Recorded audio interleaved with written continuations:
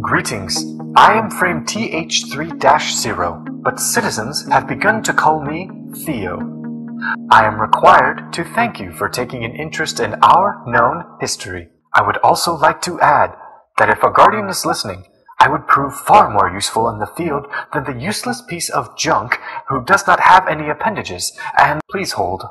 I've been notified my previous statement was in error, and I must apologize. Accessing requested record. Please stand by.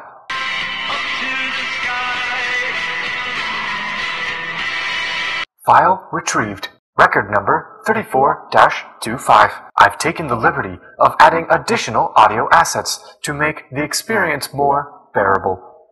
Please enjoy this first-hand account after the collapse of civilization.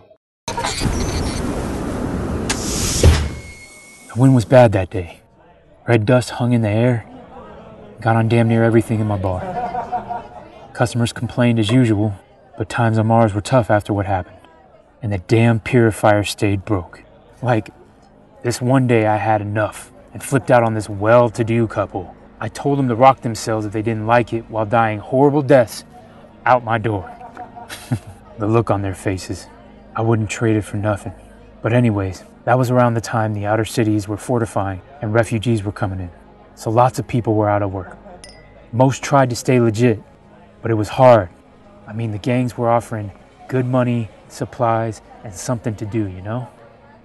On the vids, they showed Mars like it was some paradise. But once you get down into it, some real crazy stuff went down, especially after it tore apart the major cities. Surviving wasn't the hardest part. It was the drugs mostly. I swear those farm companies created more addiction than anything else. Kids would come in here high, or worse, crazed out of their damn minds. As if it wasn't bad enough, I had to keep a damn shotgun under the counter. Luckily, I hadn't had to use it. But that all changed the day he walked in.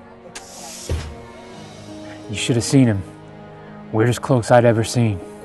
I mean, most of the time, those survival types, they try to blend in with their surroundings or whatever. But not this guy. He had purple, yellow, and silver all over. Looked like a damned clown. And he had this dirty grin on his face like he knew stuff I didn't, and it pissed me off. "What can I get you, mister?" "Nicked," he said. Nicked. Weird name.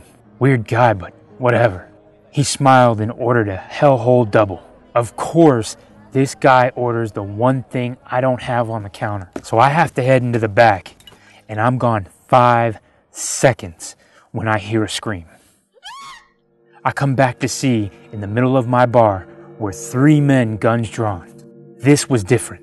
Their eyes. It wasn't drugs or anything. They were scared. "Keys!" they yelled. Some customers threw them onto the floor immediately, but the clown stayed still. And so did I. "Come on, man, let's go. We're running out of time." The guy on the right was shaking, but that middle guy pointed his gun right at my head. I looked down that hand cannon barrel. I mean, I could smell the powder from the last round. I'll never forget that smell. "Keys," he growled. I just stared at him. Then this beam of light behind him just twisted. My face must have looked confused, because when he turned around, the knife came out. A silhouette appeared out of nothing and worked the blade faster than I'd ever seen.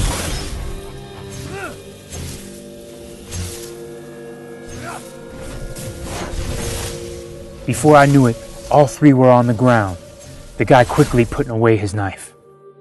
They weren't dead, but they were cut up something fierce. He looked at me, troubled as any man should have been. Before I could open my mouth, the bar lights started to flicker, and a distant boom caused the dust to swirl. He ran out and I followed him along with everyone else in the bar. In the distance, black columns of smoke were rising, and emergency ships were flying overhead. People began coming out into the streets, and that's when the siren blared. Evacuation.